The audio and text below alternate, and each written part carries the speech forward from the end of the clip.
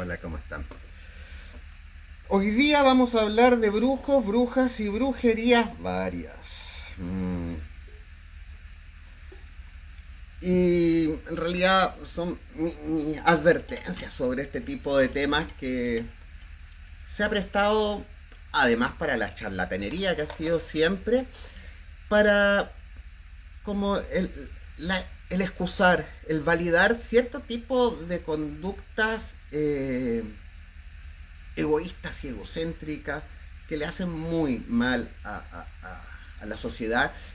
La sociedad ya está perdida, pero especialmente al mundo de la espiritualidad. Mm.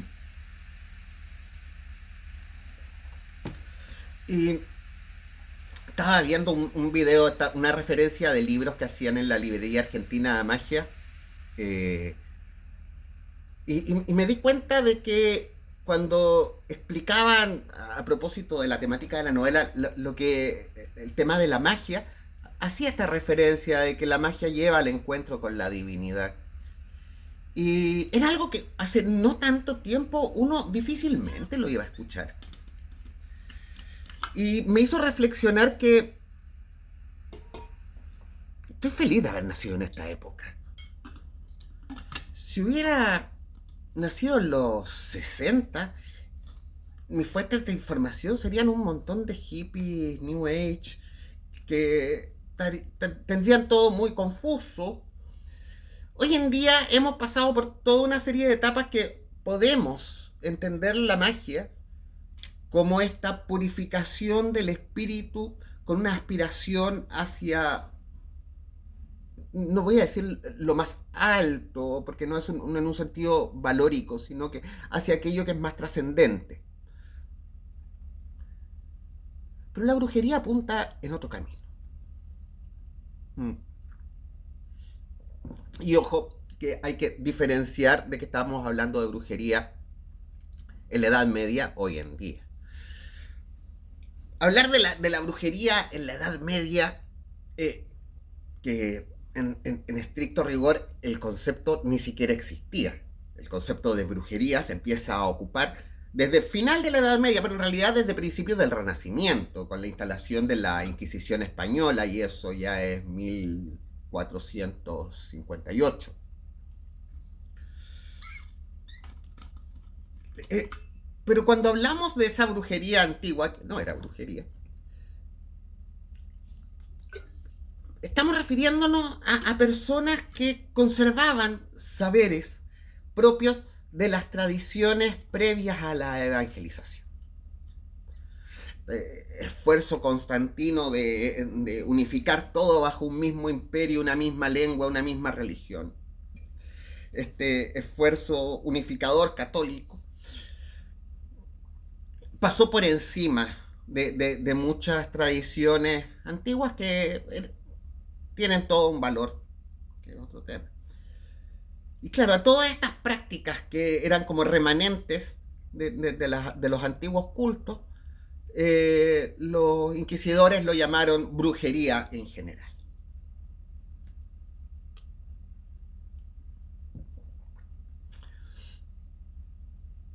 Y de ahí que englobaron un montón de temas, pero que lo hacía en común era como esta adoración del diablo, como satanizar, que no era con conocimientos bíblicos. Incluso uno puede entenderlo como un movimiento de resistencia con respecto a los antiguos saberes. Pero la brujería de hoy en día, ¿qué antiguos saberes rescata?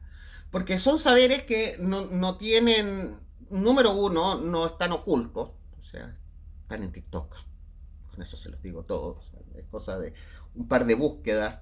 Son conocimientos que se sabe hace mucho tiempo, que son públicos. Hay un montón de libros que lo divulgan. No están siendo perseguidos por la Iglesia Católica, ya no le interesa, aunque dijeran que son malos. Ya nadie va a quemar esos libros hoy en día. El Index Prohibitorum está cerrado y olvidado.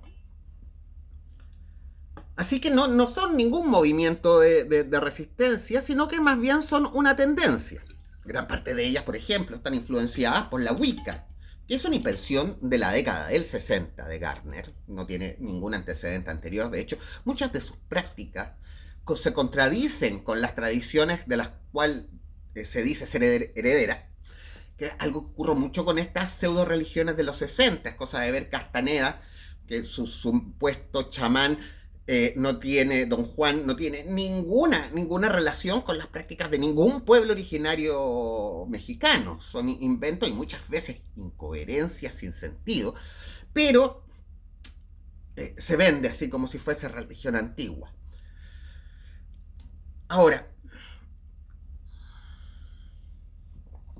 eh, la brujería, ¿qué viene siendo?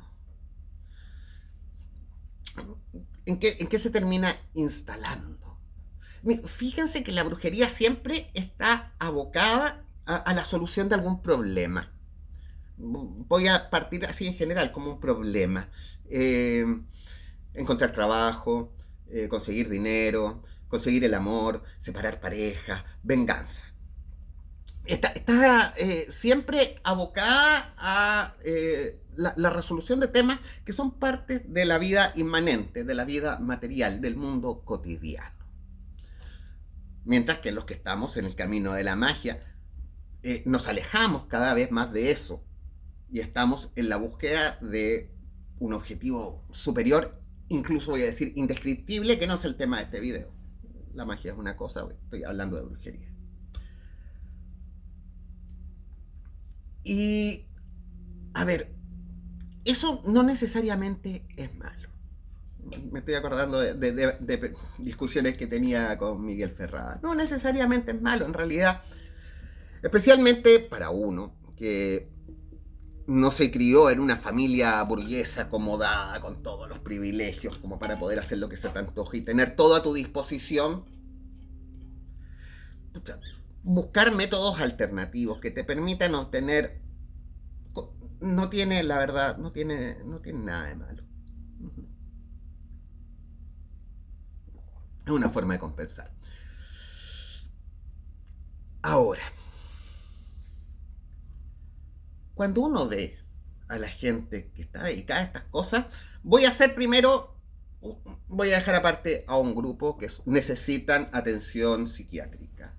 O sea, este mundo, especialmente de estas brujas canalizadoras que hay hoy en día, brujas y brujos, no estoy presuponiendo género, brujes en general, muchos requieren atención psiquiátrica.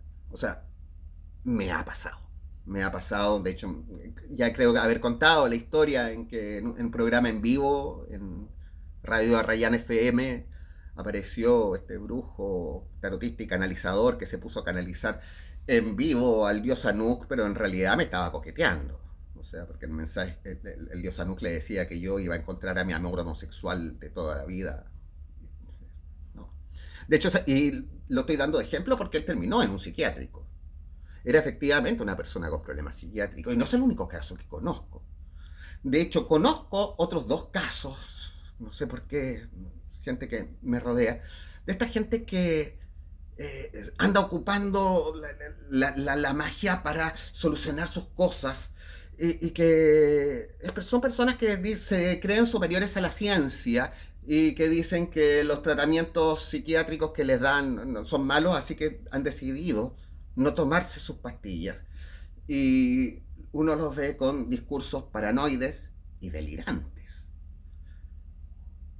Pero encuentran en el discurso de la brujería, no de la magia, aunque ellos le llamen magia a veces, en realidad es brujería, una forma de justificar y valorar su enfermedad psiquiátrica.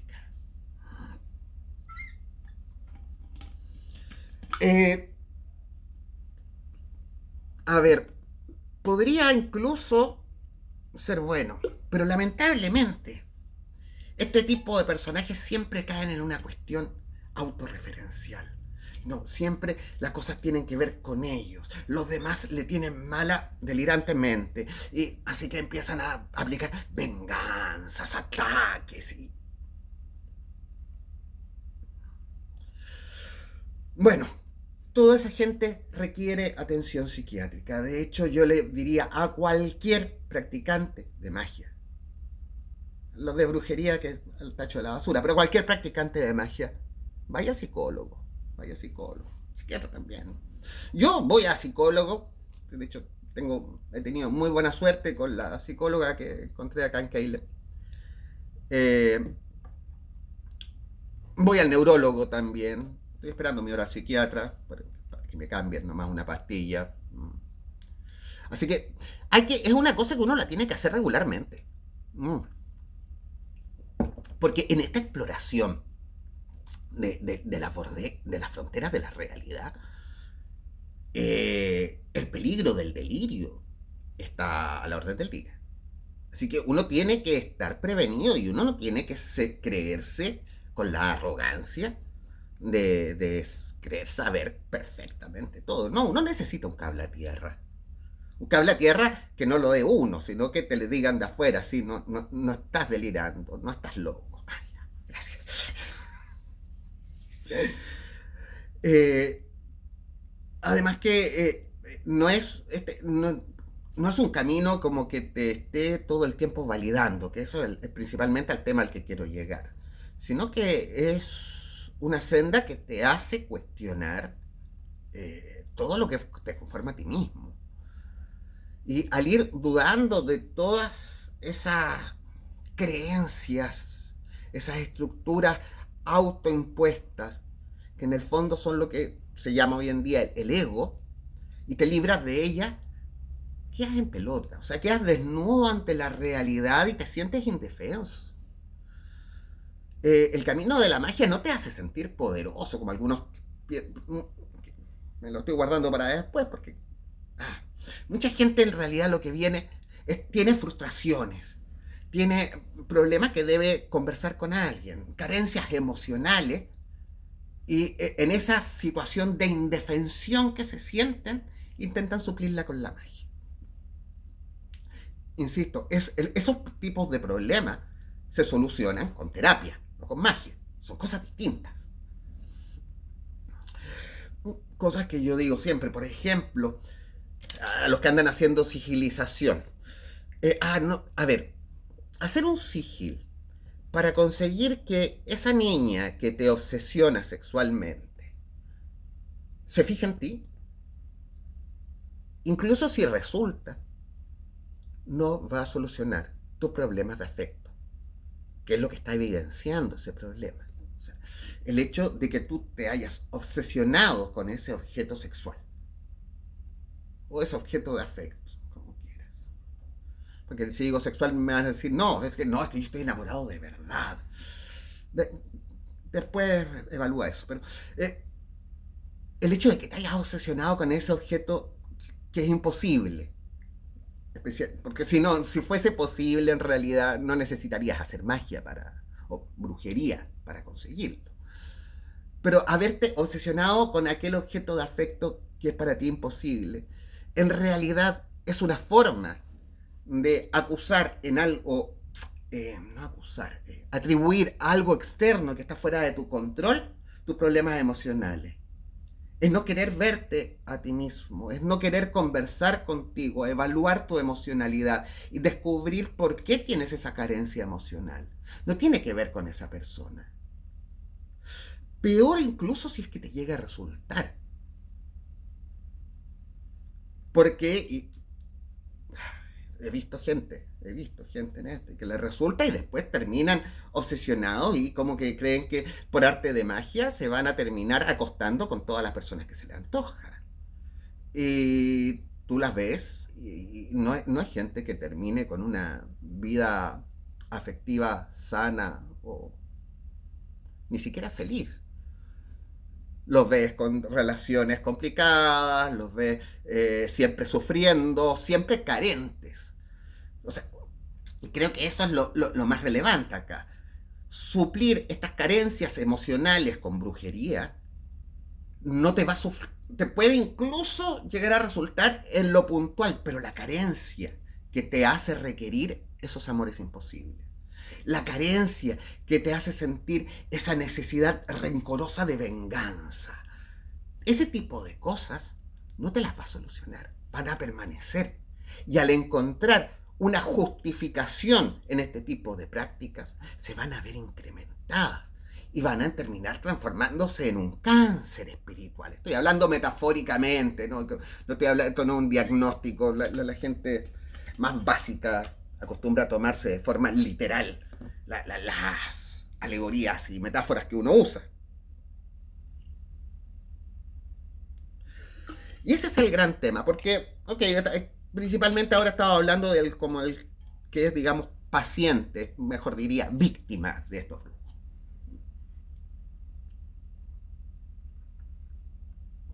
Pero los practicantes, los que se las dan de brujo.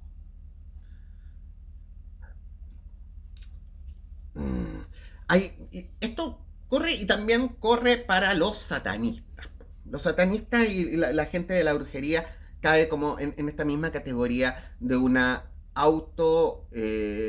autobombo del ego, ¿cómo decirlo? Es como el hecho de, no, la deificación, es que yo me convierto en un dios y me creo un dios, lo cual es una incoherencia lógica por lo demás.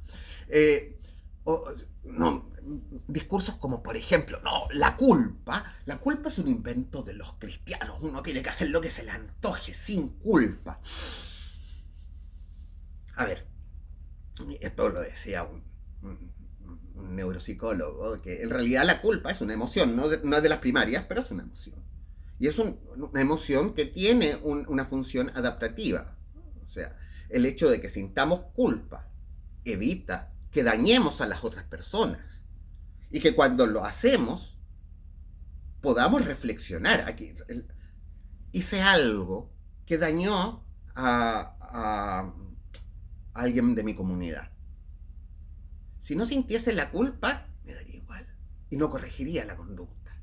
No habría aprendizaje por haber hecho eso.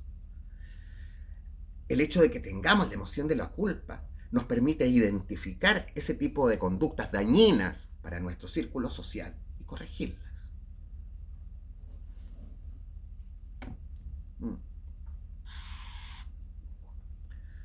Pero este tipo de gente anda vendiendo un discurso de que uno tiene que hacer lo que se le antoje. O sea, por favor, ¿no leyeron La Naranja Mecánica?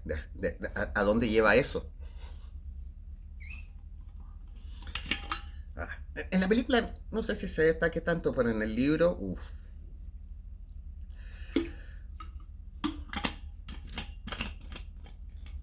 Muchas veces más encima caen en esta incoherencia de que como que se deifican lo que ellos quieren ser Dios, pero siempre la fuerza de este tipo de personajes vienen de una entidad específica con la que pactan, especialmente estos que andan pactando con demonios, como basándose en demonología antigua. Los demonólogos antiguos no hacían eso, gobernaban a los demonios pero con el poder de Dios, con el nombre de Dios los gobernaban, no se rendían ante estas, comillas, entidades.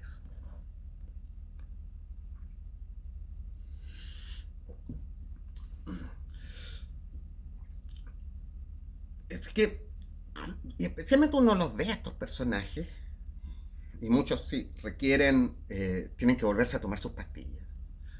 Otros tienen que ir urgente a terapia psicológica. Y los que se libran de esos dos casos son personajes que están muy enfermos del ego, que uno los ve y los escucha hablar.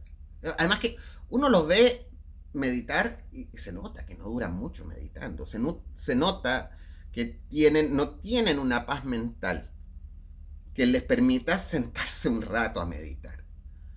Y ellos dirán, ¿no? Y son muy superiores, y tienen visualización perfecta, y meditan por horas.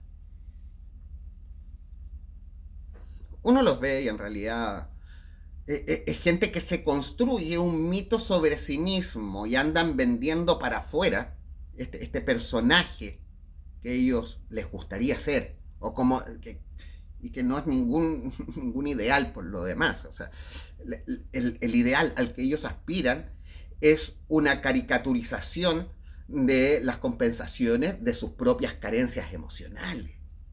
Es muy triste, es muy triste. Y es muy triste que ocupen el nombre de la magia para ese tipo de cosas. Insisto, anda a terapia. Anda a terapia, por favor, por el bien de la magia. Y los que arman sectas y ese tipo de cosas, lo que hacen es aprovecharse de las carencias de este otro tipo de gente, que son sus propias carencias y que las detectan en los demás y las explotan en los demás. Y eso hay un acto de perversión que me parece más siniestro que la propia brujería. El sufrir este tipo de carencias emocionales y en vez de sanarlas y ayudar a los demás a sanarlas, o incluso a sanarlas junto, las tuyas, en compañía de los demás, explotas las ajenas.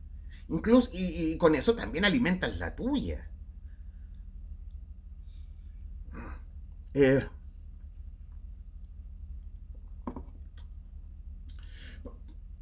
por ejemplo, hay que entender bien las cosas. Te dicen, no, es que la brujería eh, son prácticas que condenan tu alma. A ver, la condenación del alma. ¿En qué sentido se está hablando? Si hay que entender las alegorías que hay detrás de las palabras, no entiendan la cosa literal, no es que te van a bajar, te van a tomar y vas a ir a un lugar físico con demonios que te van a torturar fuego y llamas. Eso es para monitos animados. Eso es una alegoría. Entenderlo literalmente es ser incapaz de entender el lenguaje metafórico y eso es síntoma de trastornos mentales, por si acaso. Es una de las cosas que se usa para diagnosticar distintos trastornos, es la incapacidad de entender el lenguaje metafórico. Y cuando hablamos de palabra más sagrada, estamos hablando de lenguaje metafórico. Eh, la condenación del alma por la práctica de estas se produce porque estás actuando en una posición absolutamente egocentrista y egoísta, olvidando o pasándote por cierta parte los demás, olvidando que por naturaleza somos animales colectivos.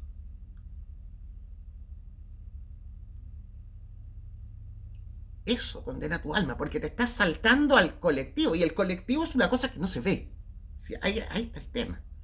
Nosotros podemos ver a los individuos individualmente, por separado, pero la sociedad no es el conjunto de sus individuos. Un profesor ponía ejemplo. Tenemos un equipo de fútbol voy a decir ya el Colo Colo. No, el Colo Colo. El Everton. El aguante Everton de Viña del Mar. El Everton. Tenemos al Everton. Los 11 jugadores que están en la cancha no son el Everton. ¿Por qué? Porque sacamos uno y lo reemplazamos por otro, sigue siendo Everton. Podemos sacar a los 11 jugadores y poner a 11 otros jugadores.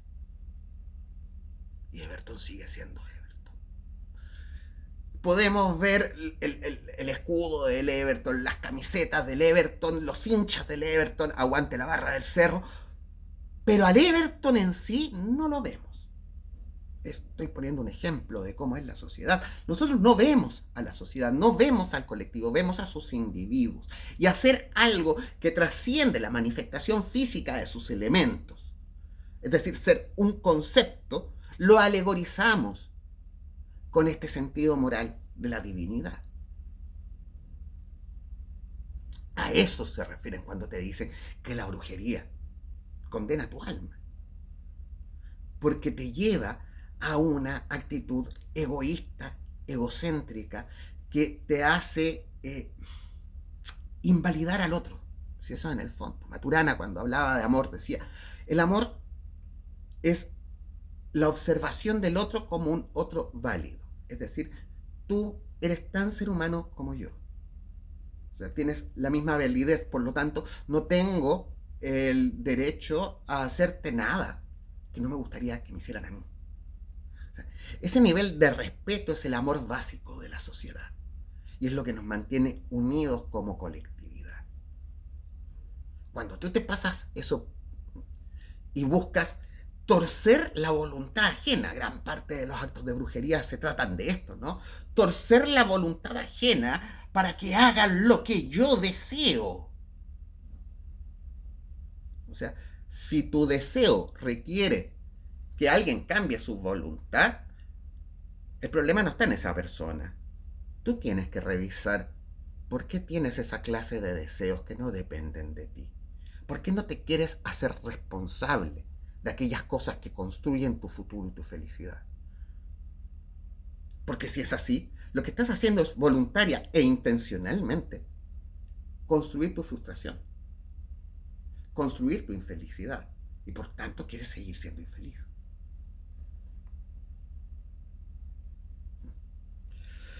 Ay, no creo que este sea el último video en que me dedique a dar advertencias, criticar y vomitar, desterrar contra la brujería. Pero espero que con este mensaje mucha gente, especialmente los que les gusta practicar brujería y defender estas posturas autocéntricas, vayan a terapia. Nos vemos en otro martes. Veo callar.